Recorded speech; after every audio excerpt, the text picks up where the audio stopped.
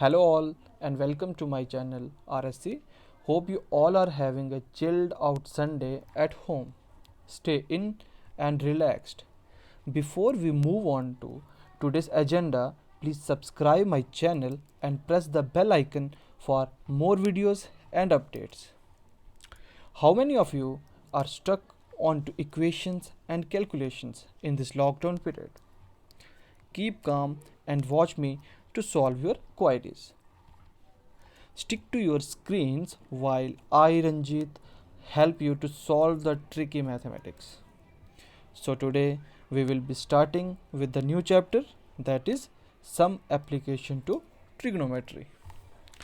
तो देखिए, अब इस चैप्टर को स्टार्ट करने से पहले मैं आपको तीन चीज़ें समझाना चाहूँगा। एक कि हमारा लाइन ऑफ साइट क्या होता है, दूसरी चीज़ एंगल ऑफ एलिवेशन क्या होता है, और तीसरी चीज़ एंगल ऑफ डिप्रेशन क्या होता है। ये तीन चीज़ें अगर आपको समझ में आ जाएंगी तो आप किसी भी ऑब्जेक्ट की हाइट, लेंथ या किसी दो ऑब्जेक्ट्स के बीच का डिस्टेंस को आसानी से डिटरमाइन कर पाएंगे। किसकी हेल्प से? ट्रिग्नोमेट्रिक रेशियोज़ की हेल्प से। और ट्रिग्नोमेट्रिक रेशियोज़ क्या होती हैं? जैसे साइन 30 डिग्री क्या होता है, साइन 60 डिग्री क्या होता है, साइन 90 डिग्री क्या होता है, या कॉस कितना होता है, या टैन क्या होता है। तो इस तरीके से आप लोगों को ये मैंने 5th वीडियो में पूरा टेबल जो बनता है हमारा ट्रिग्नोमेट्रिक रेशियोज़ का वो सिखाया था। अब आपको उस टेबल को अच्छे से लर्न करना है और हम लोगों को ये पूरी एक्सरसाइज उस टेबल के ऊपर डिपेंड करती है और इन तीन चीज़ों के ऊपर डिपेंड करती है। अब लाइन ऑफ साइट की बात करते हैं। देखिए, मान लेते हैं कि मैंने यहाँ पे एक पोल बना लिया, ठीक है, एक खंबा बना लेते हैं, पोल। अब मान लेते हैं कि ये एक ग्राउंड लेवल है, ये क्या आ गया? ग्राउंड लेवल आ गया। अब मान लेते हैं एक ऑब्जर्वर है। ऑब्जर्वर मीन्स कि वो मैं भी हो सकता हूँ या कोई भी, एक लड़का, एक लड़की, कोई भी। मान लेते वो यहाँ पे है, इस पोजीशन पे खड़ा है।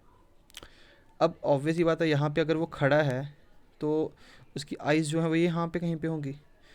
तो यहाँ से उसकी आँखों से जहाँ पे वो देख रहा है, मान लेते हैं यहाँ पे एक ऑब्जेक्ट है, ये जो पॉइंट ना है ये एक ऑब्जेक्ट है, और यहाँ पे जो टॉप नज़र आ रहा है वो उसकी आइज़ है। अब उसकी आँखों से उस ऑब्जेक्ट के बीच का जो डिस्टेंस होगा उसको मेज़र करने के लिए हम एक लाइन बना लेते हैं। तो अब इसका नाम दे देते हैं ए, बी और सी। तो आपने क्या पाया कि ए और सी जो है वो क्या है? ए उसकी आँखों की पोजीशन थी और यहाँ से वो देख रहा था उस ऑब्जेक्ट को।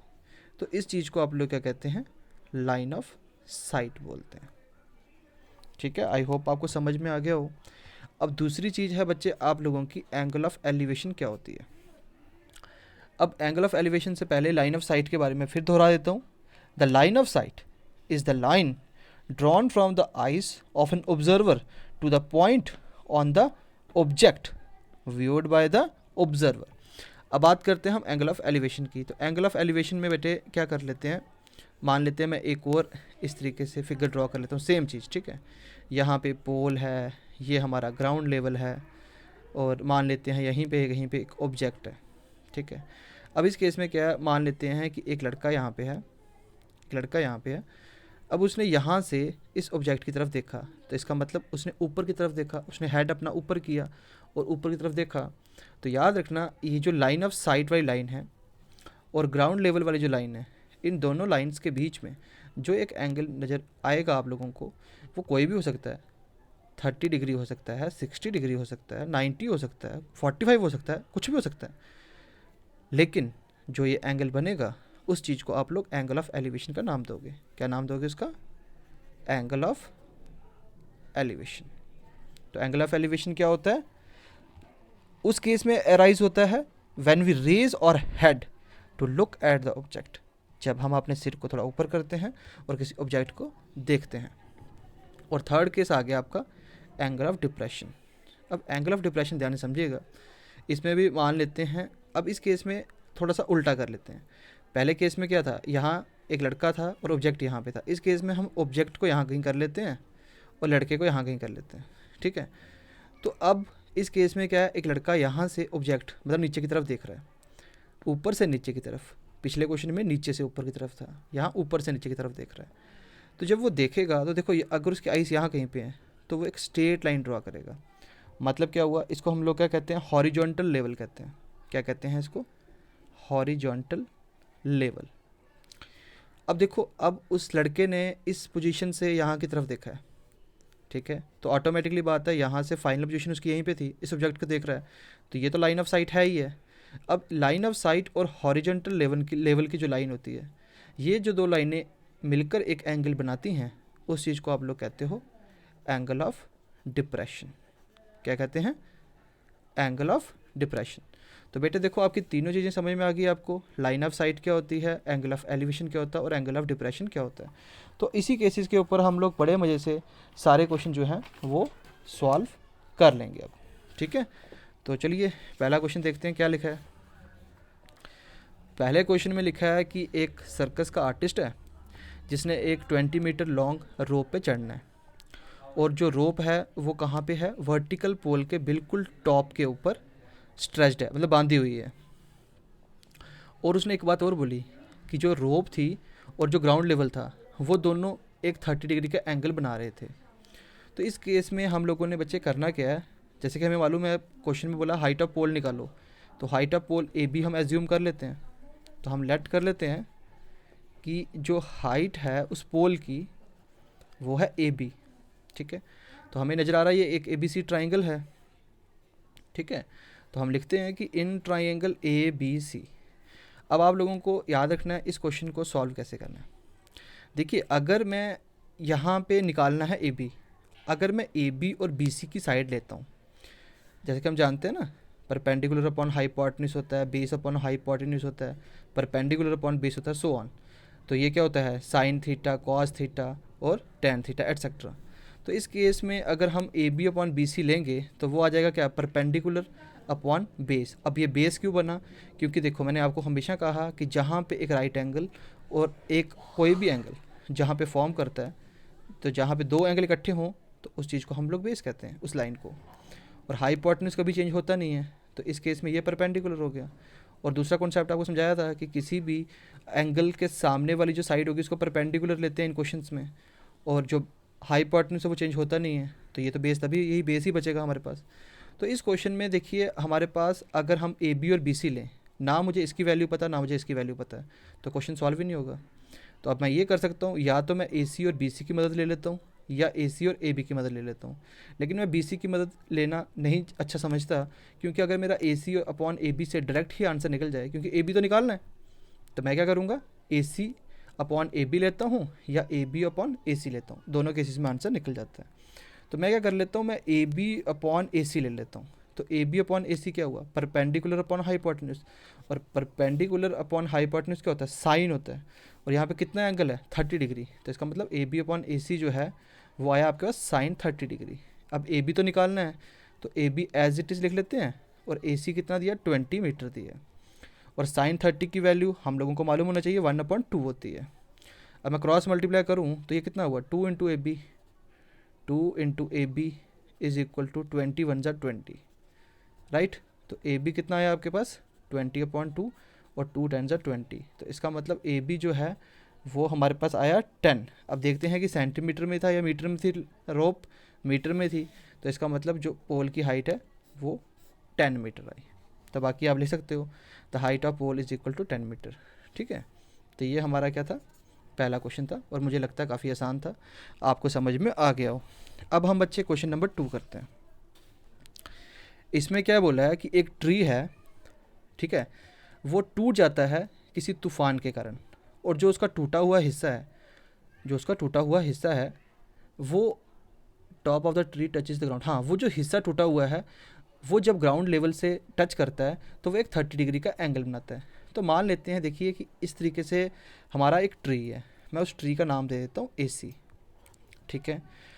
अब मान लेते हैं कि जब थोड़ा तूफान आया वो इस हिस्से से कट गया, ठीक है, और उसने बोला जो टूटा हुआ हिस्सा है, ये टूटा हुआ हिस्सा जो है वो जब ग्राउंड लेवल पे आके गिरता है तो वो एक 30 डिग्री एंगल बनाता है, जो कि उन्होंने बोला हुआ है।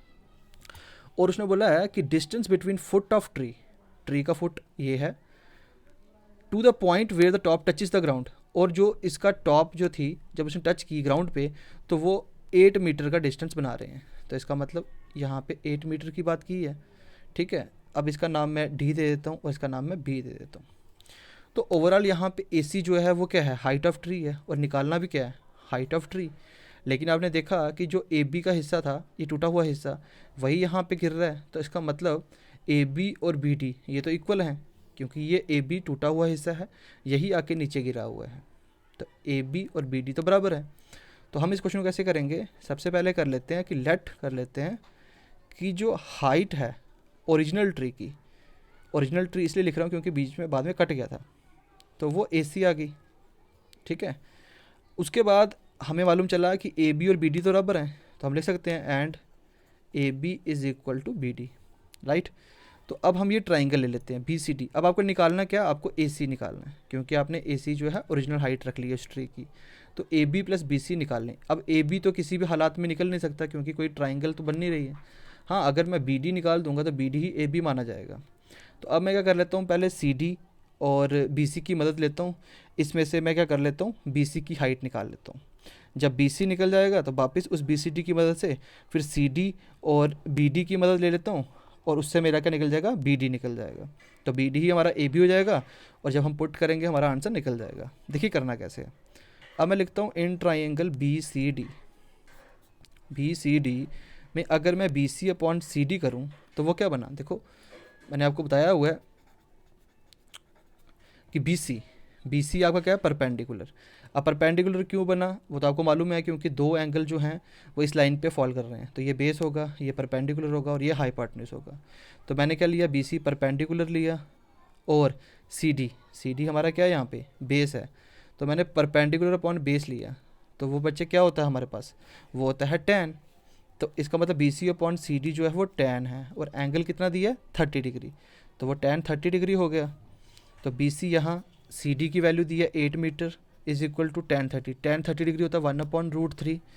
क्रॉस मल्टीप्लाई करेंगे तो बी सी इक्वल टू 8 वहाँ चले जाएगा, तो हो जाएगा 8/√3 है किसमें, मीटर में। तो इसका मतलब बी सी तो निकला हमारा 8/√3 मीटर। अब मैं क्या करता हूँ, वापस बी सी डी की मदद लेता हूँ, ठीक है। तो again in triangle B C D, अब देखो बी सी आपको मालूम चल चुका है, वो है 8/√3। अब मुझे ये साइड निकालनी है, चाहे मैं B C upon B D लिखूँ तब भी निकल सकता है, या B D upon C D लिखूँ तब भी निकल सकता है, क्योंकि इस साइड को निकालने के लिए मैं इस साइड की मदद भी ले सकता हूँ, और इस साइड को निकालने के लिए मैं इस साइड की मदद भी ले सकता हूँ, जो मुझे कंफर्टेबल लगेगी।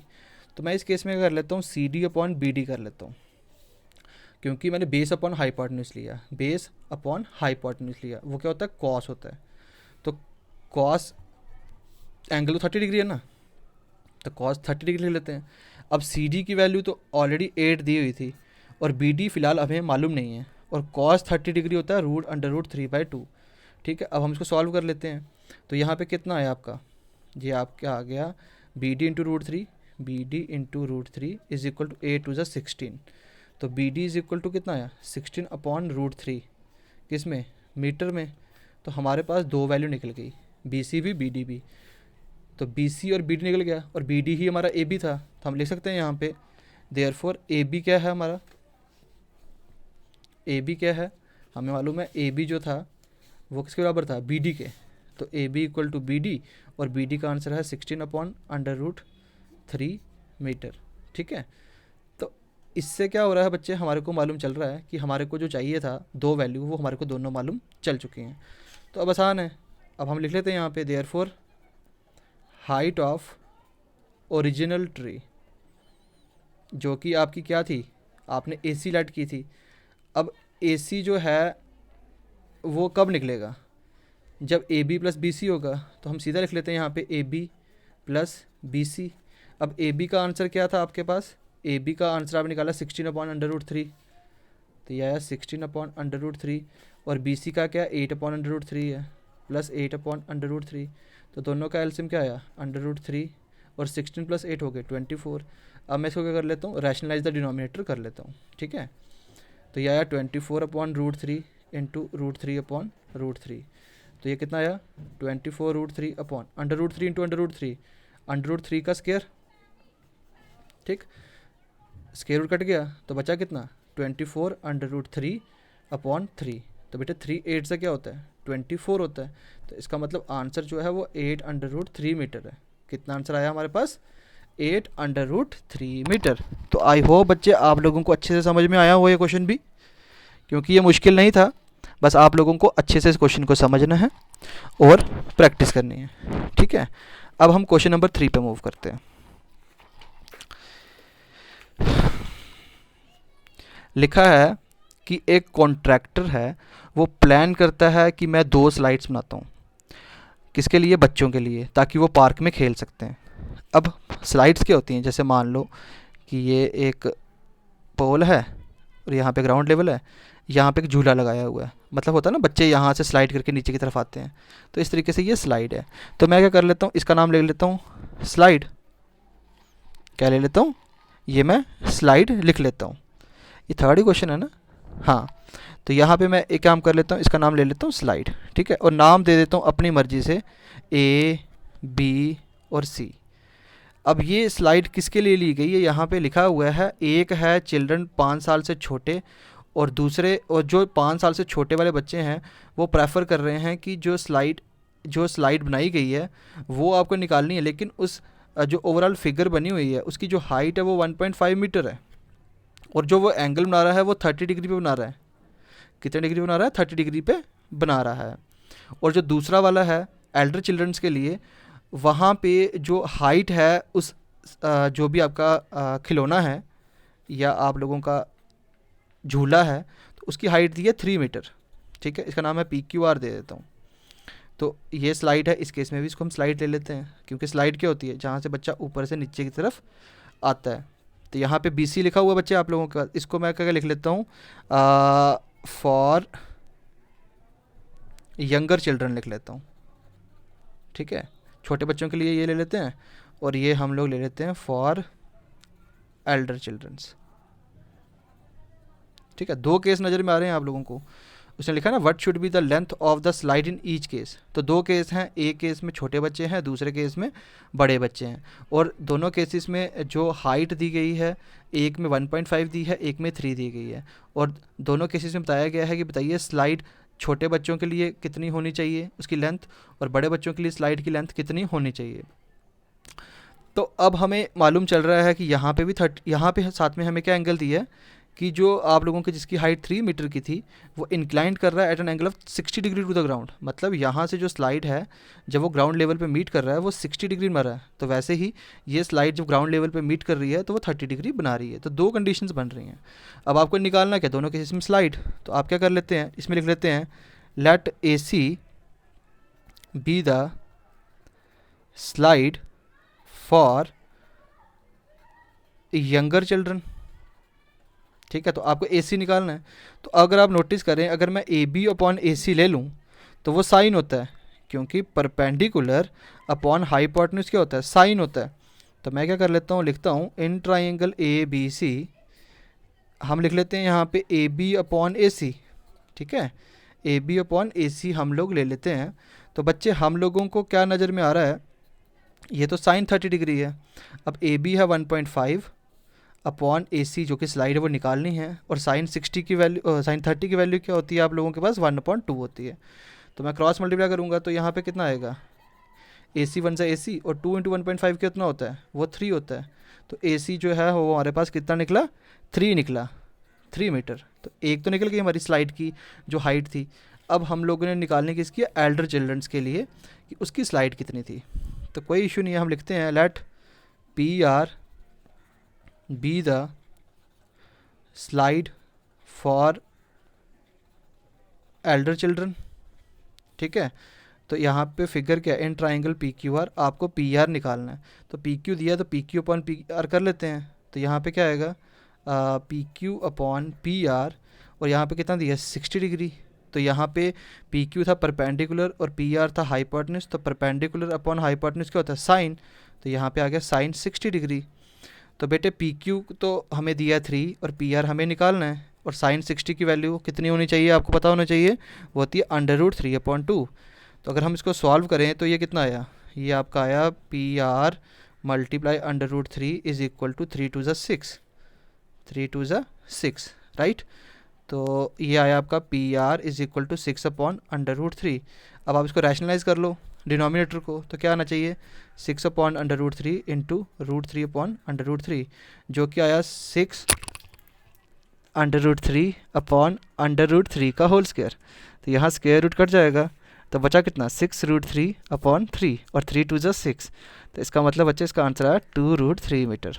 तो हमने क्या निकाला पी आर, तो हमारा जो पी आर है वो कितना निकला, वो निकला 2 अंडर रूट 3 मीटर। तो आई होप आप लोगों को ये वाला क्वेश्चन भी समझ में आ गया हो।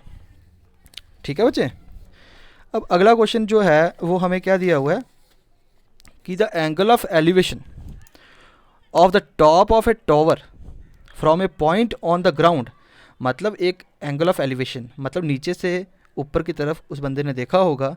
अब जब उसने उस टावर को देखा, यहाँ पे टॉप ऑफ टावर है, तो मतलब पहले हम टावर बना लेते हैं, ठीक है, फिर एक ग्राउंड लेवल बना लेते हैं इस तरीके से।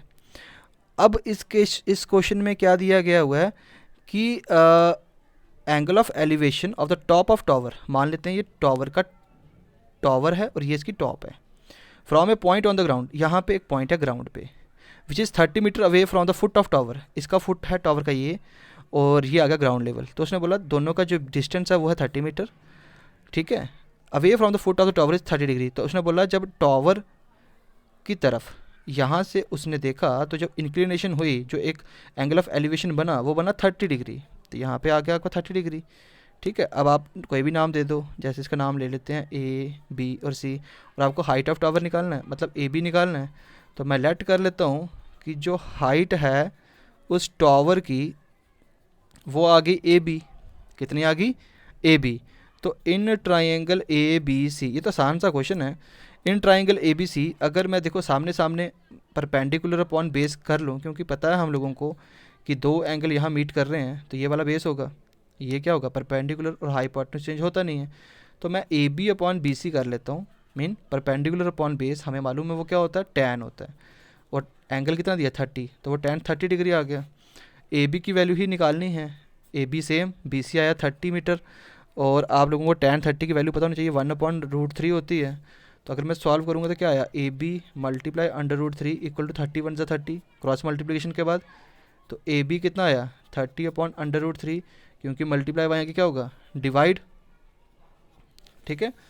तो अब रैशनलाइजिंग डिनोमिनेटर कर लो, तो क्या आया 30 under root 3 into under root 3 upon under root 3, जो आया 30 into under root 3 upon under root 3 का होल स्क्वायर। तो स्क्वायर रूट क्या होगा कट जाएगा, तो आया कितना 30 अंडर रूट 3 अपॉन 3, और 3 10 से क्या होता है 30, तो जो हमारा आंसर आया वो क्या आया 10 अंडर रूट 3, कितना आंसर आया हमारा 10 अंडर रूट 3 मीटर। तो ये हमारा आसान सा क्वेश्चन था। फिर लास्ट में लिख सकते हैं देयरफॉर, देखिए जो हाइट ऑफ टावर है जिसको हमने ए बी लिया था वो हमारा आया 10 अंडर रूट 3 मीटर। तो ये भी आसान सा क्वेश्चन था, आई होप आप लोगों को समझ में आ गया हो।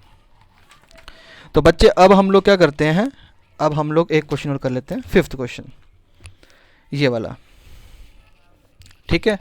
तो इस क्वेश्चन में हम लोगों को क्या दिया हुआ है, हमें बोला है the kite is flying at a height of 60 metre above the ground, एक पतंग उड़ रही है, एक पतंग उड़ रही है ग्राउंड से 60 मीटर ऊपर। तो मान लेते हैं इस तरीके से आपके पास यहाँ पे एक काइट उड़ रही है, ठीक है।